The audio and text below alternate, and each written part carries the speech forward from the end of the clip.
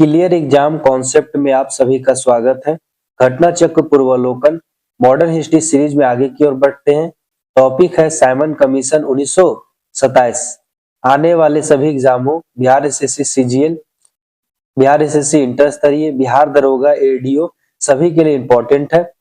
Modern history का part सभी एग्जामों में बहुत ज्यादा क्वेश्चन पूछा जा रहा है, इसलिए घटना चक्र पूर्वावलोकन को आप मॉडर्न हिस्ट्री के लिए प्रीफर कर सकते हैं। अगर आप बुक नहीं पढ़ पा रहे हैं घटना चक्र पूर्वावलोकन का, तो हमारे वीडियो के माध्यम से आप घटना चक्र पूर्वावलोकन को कवर कर सकते हैं। वीडियो को आप सुन सकते हैं। देखने या सुनने से आपको ज्यादा याद होगा, इसलिए वीडियो को जरूर फॉलो करें। अगर आप घटना चक्र पूर्वावलोकन को पढ़ते हैं तो इसमें हर एक क्वेश्चन के बारे में विस्तृत जानकारी दिया गया है। विस्तृत जानकारी से क्या होगा कि क्वेश्चन के बारे में किसी भी प्रकार की समस्या नहीं होगी। आप क्वेश्चन को अच्छे तरीके से समझ पाएंगे और अपनी तैयारी को मजबूत कर पाएंगे। चलिए क्वेश्चन की ओर बढ़ते हैं। पहला क्वेश्चन है, साइमन कमीशन भारत किस वर्ष आया था? तो साइमन कमीशन जो है 3 फरवरी 1928 ईस्वी को भारत आया था। भारत में यह बंबई पहुंचा था। बंबई में पहुंचने के दौरान इसका विरोध किया गया था, क्योंकि इसमें सभी सदस्य जो थे क्या थे? ब्रिटेन के थे, जिसमें इसमें 7 सदस्य थे। और साइमन कमीशन को 1919 ईस्वी में जो मॉन्टेग्यू चेम्सफोर्ड सुधार आया था उसकी समीक्षा के लिए भेजा गया था। 10 वर्ष बाद इसे भेजना था, परंतु 2 वर्ष पहले भी इसका गठन करके इसे 3 फरवरी 1928 में भेजा गया था। इस आयोग का गठन जो है, साइमन कमीशन आयोग का गठन जो है नवंबर 1927 ईस्वी में हुआ था। चलिए विस्तृत अध्ययन देख लेते हैं। वर्ष 1919 के मॉन्टेग्यू चेम्सफोर्ड सुधार में 10 वर्ष पर इसकी समीक्षा हेतु एक संवैधानिक आयोग के गठन का प्रावधान किया गया था। आयोग को यह देखना था कि यह अधिनियम व्यवहार में कहां तक सफल रहा तथा उत्तरदायी शासन की दिशा में कहां तक प्रगति करने की स्थिति में है। किंतु ब्रिटेन की कंजर्वेटिव सरकार ने इसकी समीक्षा हेतु 2 वर्ष पूर्व जो है 1927 में साइमन आयोग की नियुक्ति कर दी। जॉन साइमन की अध्यक्षता में गठित इस आयोग में कुल 7 सदस्य थे। चूंकि सभी सदस्य जो थे क्या थे? अंग्रेज थे तथा कोई भी भारतीय इसका सदस्य नहीं था, इसलिए भारतीयों ने इसे श्वेत कमीशन कहकर इसका बहिष्कार और विरोध किया। साइमन कमीशन जो है 3 फरवरी 1928 को बंबई पहुंचा था। नेक्स्ट क्वेश्चन है, साइमन कमीशन के आने के विरुद्ध में भारतीय जन आंदोलन क्यों हुआ? तो साइमन कमीशन के आने के विरोध में भारतीय जन आंदोलन हुआ था, क्योंकि साइमन कमीशन में कोई भी सदस्य जो थे भारतीय नहीं थे। साइमन कमीशन में 7 सदस्य थे और सभी क्या थे? ब्रिटेन से थे, ब्रिटेन के संसद से संबंधित थे, इसलिए इस कमीशन को श्वेत कमीशन की संज्ञा भी दिया गया था। साइमन कमीशन में कोई भी सदस्य भारतीय नहीं थे, जिसके कारण इसे विरोध का सामना करना पड़ा था। भारत के सभी क्षेत्रों में जहां साइमन कमीशन आया था वहां इसका विरोध इसे झेलना पड़ा था। नेक्स्ट क्वेश्चन है, साइमन आयोग नियुक्त किया गया था। तो साइमन आयोग की नियुक्ति जो है नवंबर 1927 ईस्वी में किया गया था। नवंबर 1927 ईस्वी में साइमन आयोग की नियुक्ति किया गया था। नेक्स्ट क्वेश्चन है, वर्ष 1928 में साइमन कमीशन भारत में किस उद्देश्य से आया था? तो वर्ष 1928 में साइमन कमीशन जो है वह प्रशासनिक सुधार पर विचार के लिए आया था। साइमन कमीशन जो है 1919 में आए मॉन्टेग्यू चेम्सफोर्ड सुधार की समीक्षा के लिए लाया गया था। इसे 2 वर्ष पहले ही भेज दिया गया था। इस प्रकार यह साइमन कमीशन जो है प्रशासनिक सुधार पर विचार करने के लिए आया था। नेक्स्ट क्वेश्चन है, भारतीयों ने साइमन कमीशन का बहिष्कार किया था क्योंकि भारतीयों के द्वारा साइमन कमीशन का बहिष्कार किया गया था क्योंकि इसमें जो 7 सदस्य थे सभी ब्रिटेन के संसद से संबंधित थे। एक भी सदस्य इसमें भारतीय नहीं था, इसी कारण इसे श्वेत कमीशन भी कहा गया था और इसका विरोध किया गया था। इसका कोई सदस्य जो है भारतीय नहीं होने के कारण इसका साइमन कमीशन का विरोध किया गया था। नेक्स्ट क्वेश्चन है, निम्नलिखित में से साइमन कमीशन का कौन एक सदस्य उदारवादी दल का था? तो साइमन कमीशन का एक सदस्य था जो उदारवादी दल से संबंधित था वो सर जॉन साइमन थे। सर जॉन साइमन जो है साइमन कमीशन के अध्यक्ष थे। इनकी अध्यक्षता में ही साइमन कमीशन आयोग का गठन किया गया था नवंबर 1927 ईस्वी में। इसी तरह देखते हैं साइमन कमीशन के अध्यक्ष सर जॉन साइमन उदारवादी दल के सदस्य थे, जबकि भारत की स्वतंत्रता 1947 के समय ब्रिटिश प्रधानमंत्री क्लीमेंट इटली इस कमीशन में श्रमिक दल के सदस्य के रूप में शामिल थे। नेक्स्ट क्वेश्चन है, किसके सुझाव पर भारतीयों को साइमन कमीशन से बाहर रखा गया है? तो किसके सुझाव पर रखा गया था भारतीयों को साइमन कमीशन से बाहर? तो लॉर्ड इरविन के सुझाव पर भारतीयों को साइमन कमीशन से बाहर रखा गया था। सभी सदस्य जो थे साइमन कमीशन में ब्रिटेन से संबंधित थे। इसमें 7 सदस्य थे, सभी ब्रिटेन के थे, इसीलिए इसका विरोध भी किया गया था भारत में। इसी तरह देखते हैं कुछ पुस्तकों एवं वेबसाइटों के अनुसार लॉर्ड इरविन के सुझाव पर भारतीयों को साइमन कमीशन से बाहर रखा गया था, जबकि doctor Baba Saheb Ambedkar writing and speeches volume 17 part 1 page 63 के अनुसार साइमन कमीशन से भारतीयों को बाहर रखने का सुझाव तत्कालीन सचिव लॉर्ड बीरकेन हेड ने दिया था। उल्लेखनीय है कि साइमन कमीशन वर्ष 1928 में भारत पहुंचा था 3 फरवरी को। इसमें कोई भी सदस्य भारतीय नहीं होने के कारण विरोध जो है भारत में व्यापक विरोध प्रदर्शन हुआ था।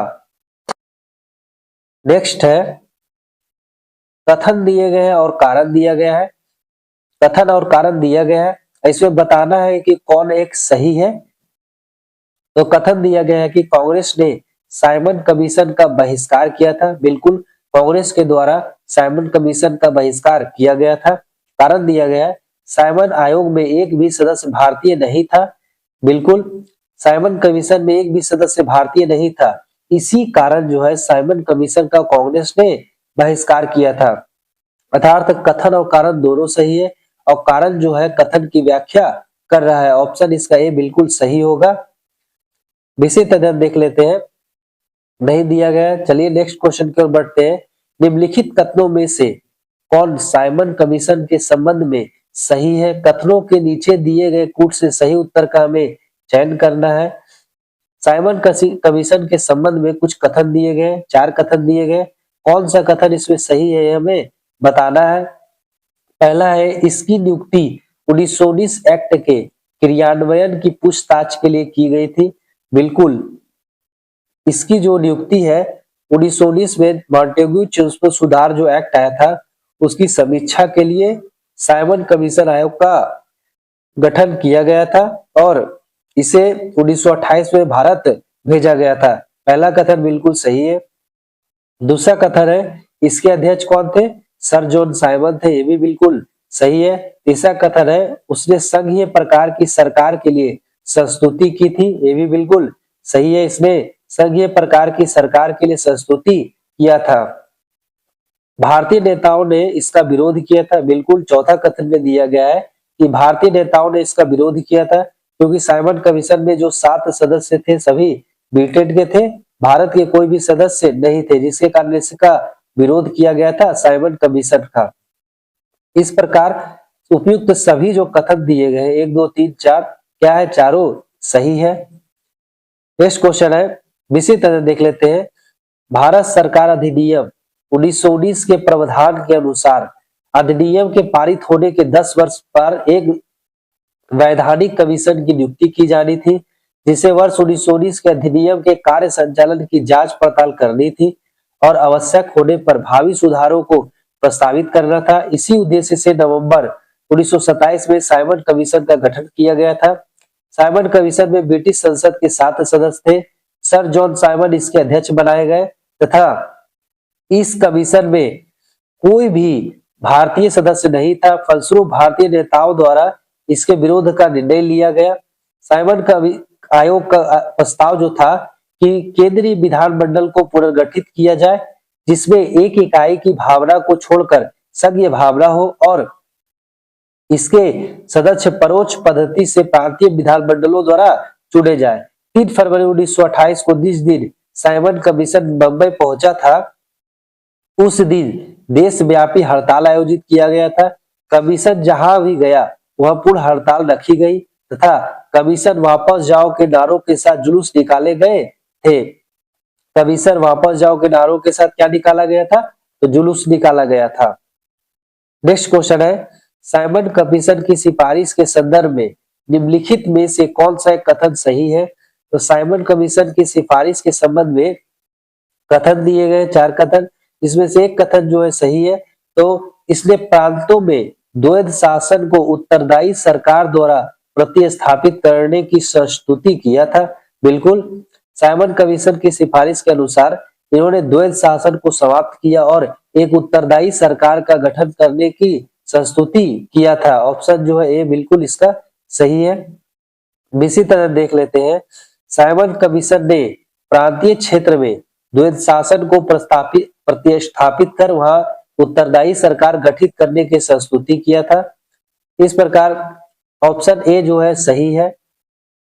नेक्स्ट क्वेश्चन है, साइमन कमीशन के संदर्भ में निम्नलिखित कथनों पर हमें विचार करना है और बताना है कि कौन सा कथन सही है। सही उत्तर का हमें चयन करना है। 2 कथन दिए गए हैं साइमन कमीशन के संदर्भ में। पहला है, इसने 2 बार भारत का दौरा किया। बिल्कुल, इसने 2 बार भारत का दौरा किया था। दूसरा कथन है कि इसका दूसरा दौरा 11 अक्टूबर 1929 से 13 अप्रैल 1930 तक था। बिल्कुल, दूसरा कथन जो है गलत है। इसका दूसरा जो दौरा था 11 अक्टूबर ठीक है, परंतु यहाँ पर 1928 ईस्वी होना चाहिए था, से लेकर के 13 अप्रैल भी सही है। यहाँ पर होना चाहिए 1929 ईस्वी। 1929 ईस्वी तक इसका दूसरा दौरा था। दूसरा दौरा कब था? तो 11 अक्टूबर से लेकर 1928 ईस्वी से लेकर के 13 अप्रैल 1929 ईस्वी तक इसका दूसरा दौरा था। परंतु प्रथम दौरा कब था? तो 3 फरवरी 1928 से लेकर के 31 मार्च 1928 ईस्वी तक इसका पहला दौरा था। इस प्रकार कथन जो है एक बिल्कुल सही है, क्योंकि इसका 2 दौरा था भारत का और दूसरा दौरा कब था ये हमसे पूछा गया तो हमने अभी बता दिया है।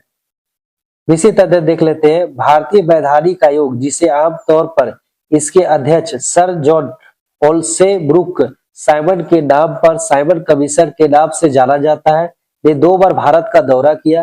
पहली बार 3 फरवरी से लेकर के 31 मार्च 1928 तक, दूसरी बार 11 अक्टूबर 1928 से लेकर के 13 अप्रैल 1929 तक भारत का दौरा किया था।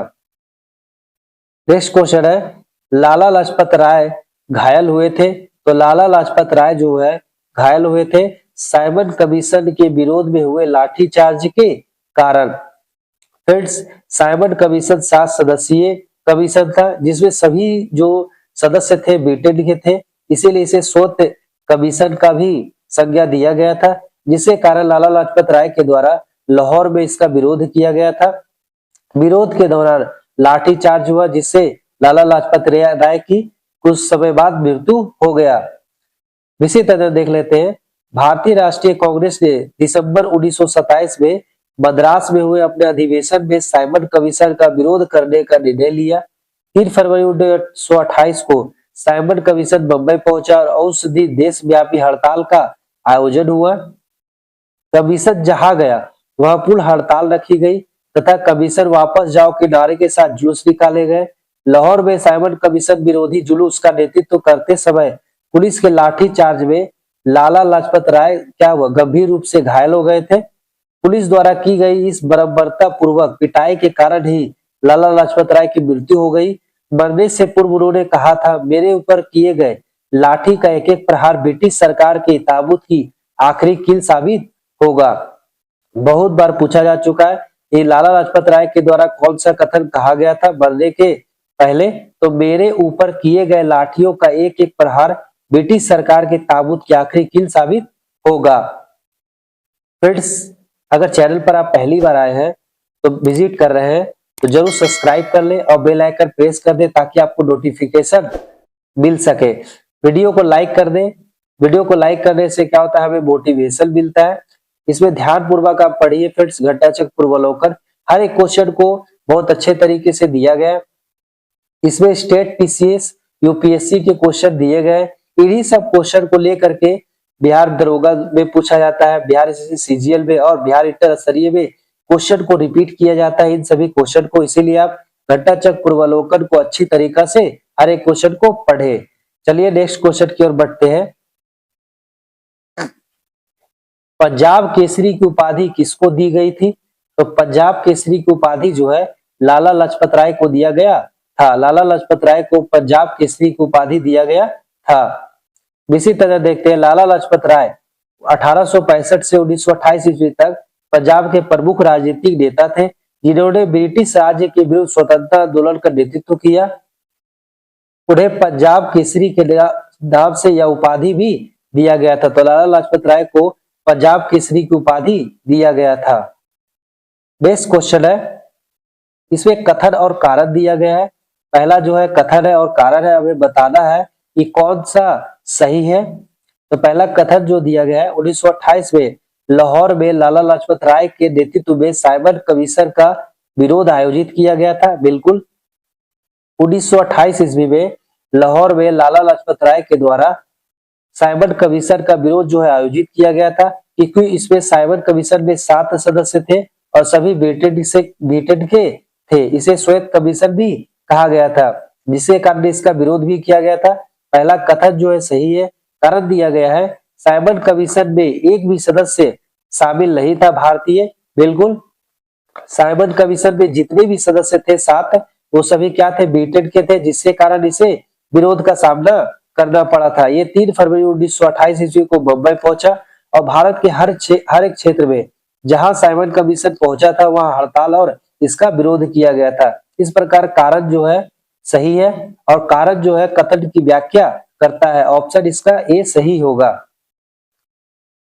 इसी तरह देख लेते हैं, साइमन कमीशन 3 फरवरी 1928 को इंग्लैंड से बम्बई पहुंचा। इस कमीशन में सभी सदस्य अंग्रेज थे, इसीलिए इसका देशव्यापी विरोध किया गया। लाहौर में लाला लाजपत राय ने साइमन कमीशन के विरोध का नेतृत्व किया। इसी दौरान पुलिस की लाठीचार्ज से घायल होने के कारण उनकी मृत्यु हो गई। इस प्रकार अभी कथन और कारण क्या है? दोनों सही है और उसकी व्याख्या भी कर रहा है। नेक्स्ट क्वेश्चन है, नेहरू रिपोर्ट तैयार किया गया था। तो नेहरू रिपोर्ट जो है मोतीलाल नेहरू के द्वारा तैयार किया गया था 1928 ईस्वी में। 1928 ईस्वी में नेहरू रिपोर्ट को तैयार किया गया था। इसी तरह देखते हैं, साइमन कमीशन 1907 के प्रत्युत्तर में नेहरू रिपोर्ट 1928 तैयार किया गया था, जिसमें भारत के नए डोमिनियन संविधान का खाका था। डोमिनियन का मतलब होता है अधिराज्य का खाका था। इसे तैयार करने वाली सर्वदलीय समिति के अध्यक्ष मोतीलाल नेहरू थे। जवाहरलाल नेहरू इसके सचिव थे। तो अध्यक्ष कौन थे? मोतीलाल नेहरू थे नेहरू रिपोर्ट के अध्यक्ष, और सचिव कौन थे? तो जवाहरलाल नेहरू थे नेहरू रिपोर्ट के सचिव। जवाहरलाल नेहरू 2 मुस्लिमों सैयद अली इमाम और शोएब कुरैशी सहित कुल 9 लोग इस समिति के सदस्य थे। तो नेहरू रिपोर्ट बनाने के लिए 9 सदस्यीय समिति का गठन किया गया था। नेक्स्ट क्वेश्चन है, निम्नलिखित में से किसने सर्वप्रथम भारत के लिए औपनिवेशिक स्वराज्य की मांग की थी? तो भारत के लिए सर्वप्रथम औपनिवेशिक स्वराज्य की मांग जो है सर तेज बहादुर सप्रू और जयकार ने किया था। जयकार और तेज बहादुर सप्रू के द्वारा सर्वप्रथम भारत के लिए औपनिवेशिक स्वराज्य की मांग किया गया था। इसी तरह देखते हैं, पंडित जवाहरलाल नेहरू ने मार्च 1926 में सेंट्रल लेजिस्लेटिव असेंबली में भारत के लिए औपनिवेशिक स्वराज्य डोमिनियन स्टेट्स हेतु संविधान निर्माण के लिए एक प्रतिनिधि कॉन्फ्रेंस बुलाने की मांग की थी। तथापि प्रश्न में उसके साथ गोविंद बल्लभ पंत का नाम दिया गया है, जो इससे संबंधित नहीं थे, क्योंकि तेज बहादुर सप्रू और जयकर नेहरू रिपोर्ट तैयार करने वाली समिति, जिसके अध्यक्ष मोतीलाल नेहरू थे, वे शामिल थे, जिसमें भारत के लिए औपनिवेशिक स्वराज्य की मांग रखा गया था। औपनिवेशिक स्वराज्य की मांग रखा गया था नेहरू रिपोर्ट में। नेक्स्ट क्वेश्चन की ओर बढ़ते हैं। नेक्स्ट क्वेश्चन है, भारतीय स्वतंत्रता आंदोलन के काल के संदर्भ में नेहरू रिपोर्ट निम्नलिखित में से किस की अनुशंसा किया गया है? तो नेहरू रिपोर्ट में क्या क्या अनुशंसा या उद्देश्य इसका था, इसके बारे में कथन दिया गया है। कौन सा कथन सही है हमें बताना है। 3 कथन दिए गए हैं।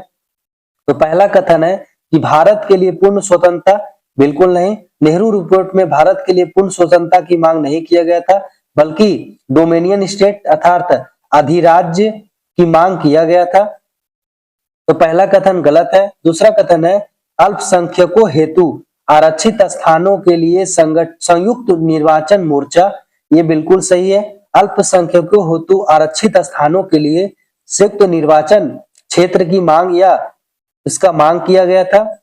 तीसरा कथन है संविधान में भारतीयों के लिए मौलिक अधिकारों का प्रावधान था, ये भी बिल्कुल सही है। संविधान में भारतीयों के लिए मौलिक अधिकारों का प्रावधान था। इस प्रकार कथन 2 और 3 सही है, परंतु कथन 1 जो है गलत है, क्योंकि भारत के लिए पूर्ण स्वतंत्रता की मांग नेहरू रिपोर्ट में नहीं किया गया था, बल्कि अधिराज्य या डोमिनियन स्टेट्स की मांग किया गया था। इसी तरह देखते हैं नेहरू रिपोर्ट 1928 में भारत के लिए पूर्ण स्वतंत्रता के स्थान पर डोमिनियन स्टेट्स अधिराज्य का दर्जा की बात कही गई थी। इसमें सांप्रदायिक आधार पर पृथक निर्वाचन मंडलों के स्थान पर अल्पसंख्यकों हेतु आरक्षित स्थानों के लिए संयुक्त निर्वाचन क्षेत्रों का प्रस्ताव था।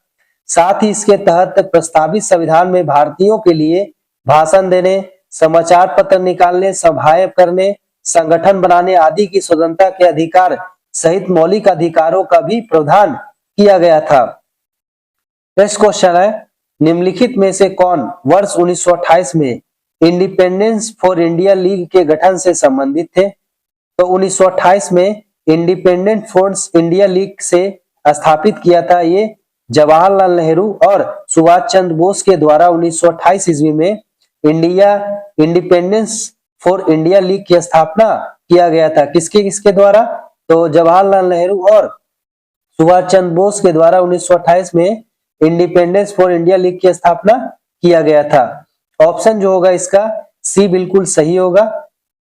इसी तरह देखते हैं वर्ष 1928 में इंडिपेंडेंस फॉर इंडिया लीग का गठन जवाहरलाल नेहरू तथा सुभाष चंद्र बोस ने मिलकर किया था।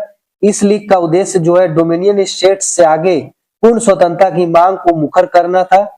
इंडिपेंडेंस लीग ने ब्रिटिश राज्य के विरुद्ध प्रगतिशील शक्तियों को संगठित करने में महत्वपूर्ण कार्य किया।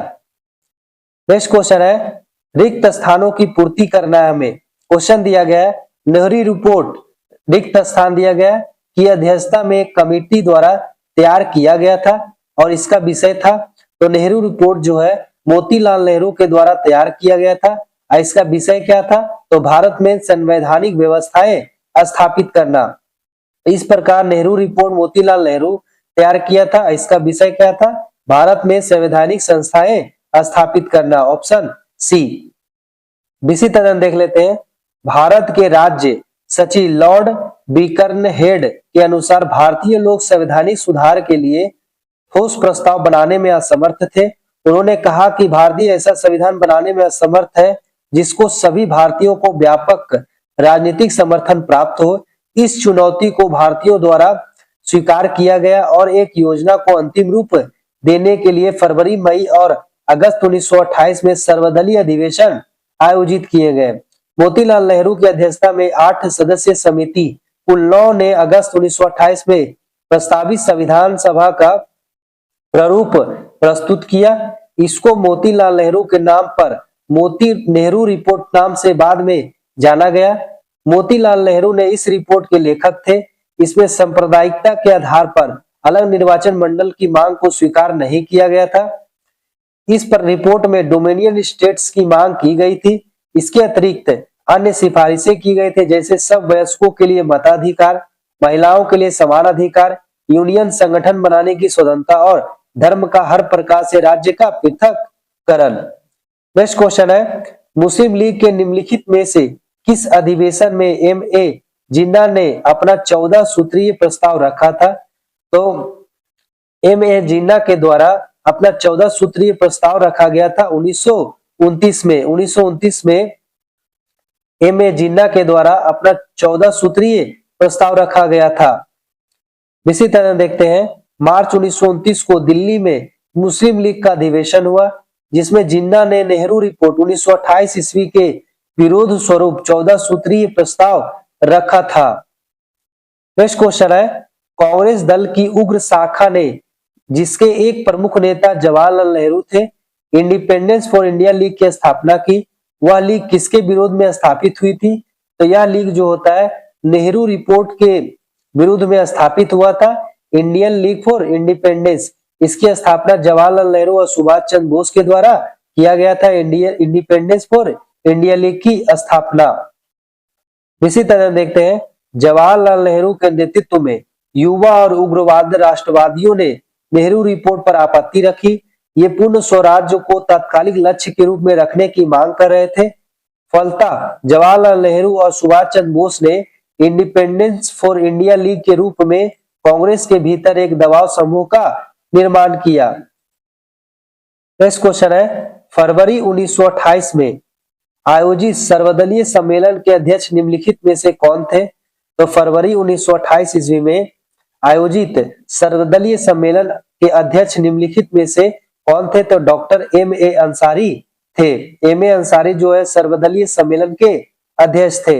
इसी तरह देख लेते हैं, तत्कालीन भारत सचिव लॉर्ड बर्केनहेड द्वारा भारतीयों को दी गई चुनौती के प्रत्युत्तर में कांग्रेस द्वारा डॉक्टर M.A. अंसारी की अध्यक्षता में एक सर्वदलीय सम्मेलन आयोजित किया गया। इसका उद्देश्य एक आम सहमति वाले संविधान का मसौदा तैयार करना था।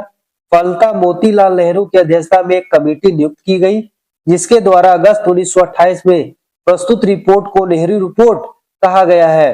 फ्रेंड्स, इस प्रकार साइमन कमीशन 1927 ईस्वी टॉपिक को समाप्त किया गया है।